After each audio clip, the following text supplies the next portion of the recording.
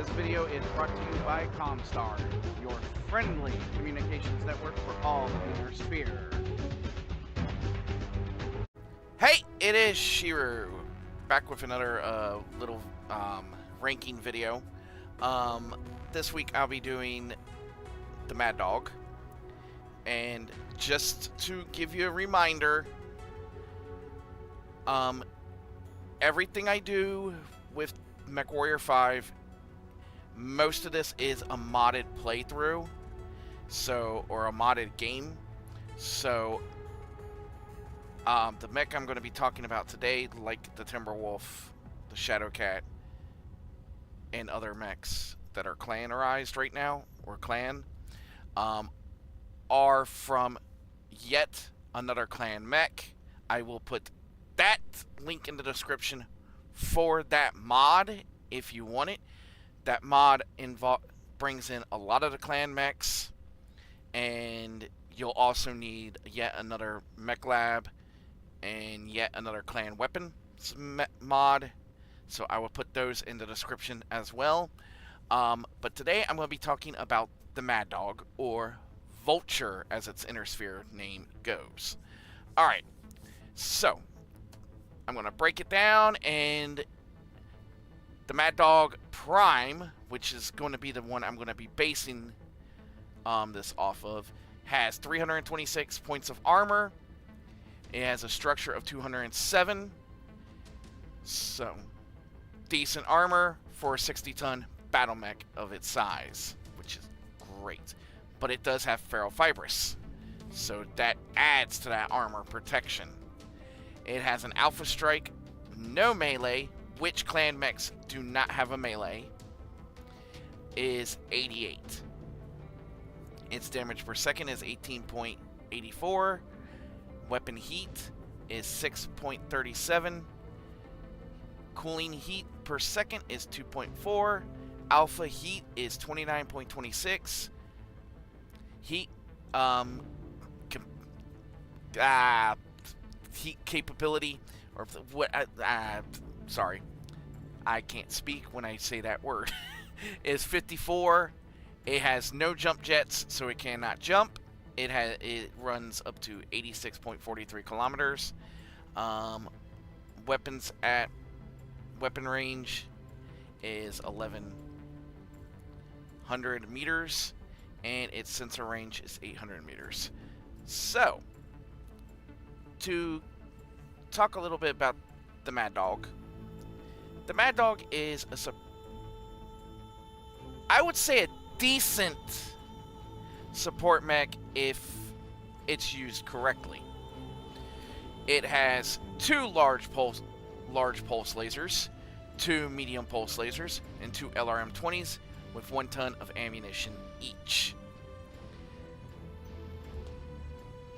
It has the ferrofibrous armor, a structure, Indosteel structure,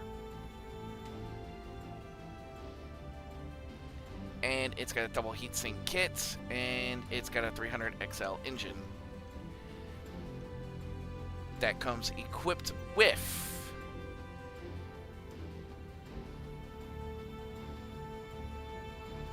ten internal heat sinks, and it has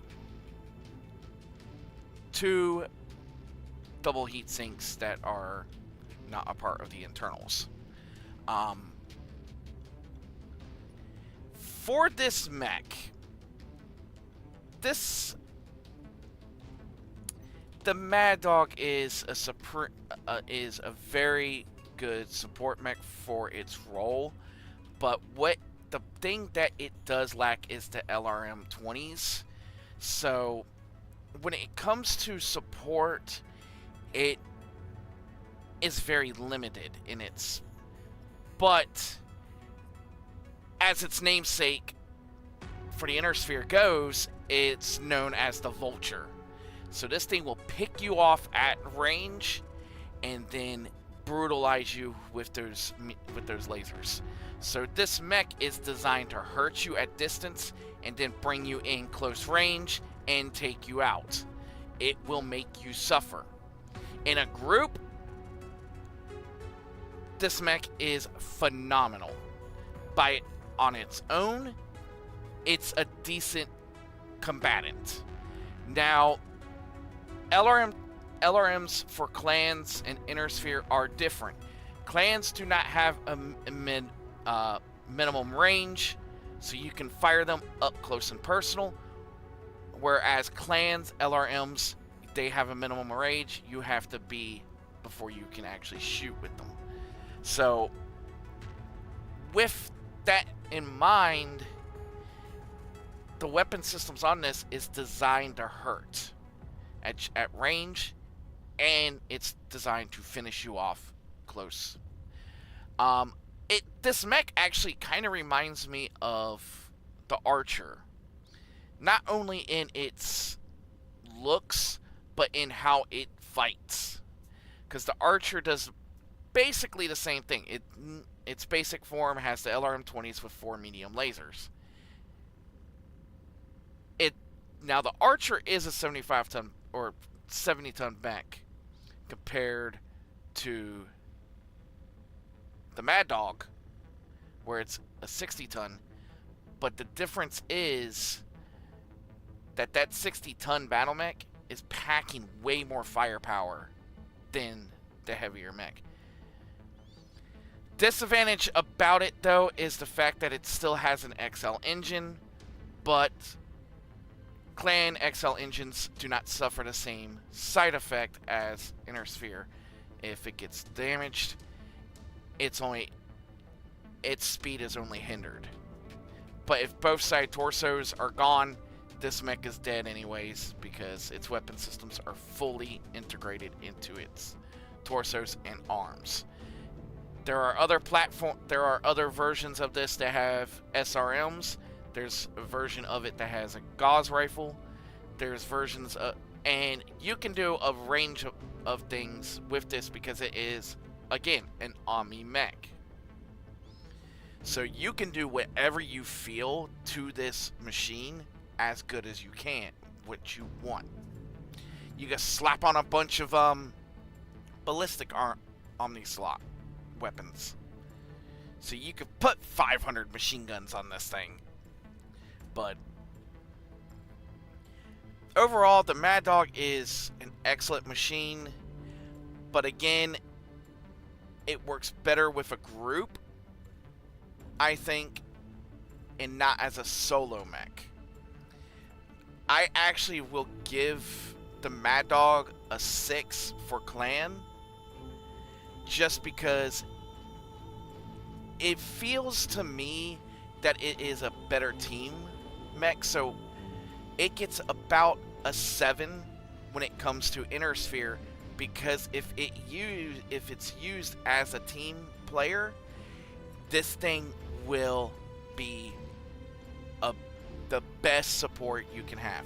Now, remember, it is limited on its ammo supplies, so its primary weapons then are its lasers. But if those lasers are still kicking, this mech is still fighting. And that is the reason it gets a lower ranking for clan, in my opinion, but it gets a higher ranking in the Inner Sphere category because of that versatile teamwork it can do. Most clan mechs are designed for one-on-one fighting. It is, but it's not at the same time.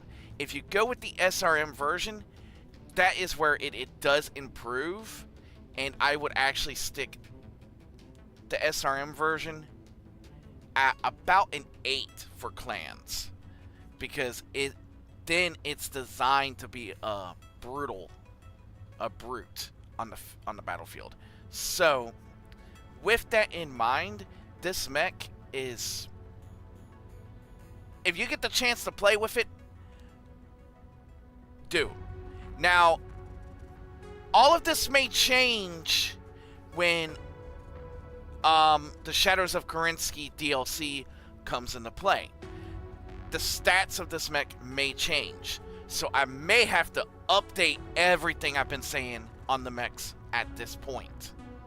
So, because as of right now, I have to double check with that to see what mechs are coming in the Shadows of Kerensky. But I do believe it will be the Direwolf, the Timberwolf, the Mad Dog, probably the Shadowcat, the Adder, and some other clan mechs. I will look up the list later and give my full detail of the list later, because I want to keep an eye on the Shadows of Kerensky. So, so with that said, I may start doing these 3 times a week instead of just the one time, because I do want to push out a little bit more content to try to get my channels, or to try to get my channel to get seen a little bit more. So hopefully I can start doing that. And thank you so much for just listening to these. These aren't really there to be watched. I still use my model in these just because I'm used to using my model. So thank you again. I will catch you all next time. Shearer signing off. This video was produced by Comstar.